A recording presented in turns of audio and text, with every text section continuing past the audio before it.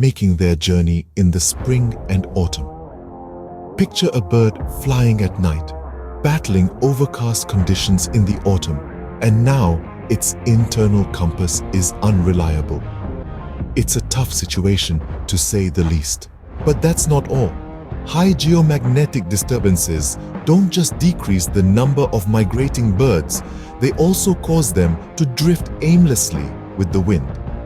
During strong solar storms in the fall, birds flying thousands of kilometers across the US Great Plains are putting in only 3/4 of the effort to battle crosswinds. They are more likely to get lost, unable to navigate their way. So, what does this mean? The implications of this study are profound.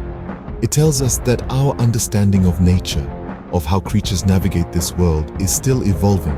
It's a reminder that we're all part of this intricate, interconnected web of life on Earth, and what happens in the skies above us in the far reaches of space can have very real consequences for the creatures beneath it. In a world where we often feel lost without our smartphones, perhaps we can learn something from the resilience of these birds.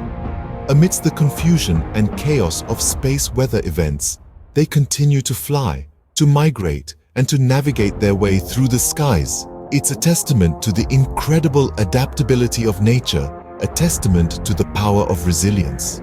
Remember to subscribe to this channel for more insights into the fascinating world around us. Until next time, here's to staying curious, staying observant, and always looking up.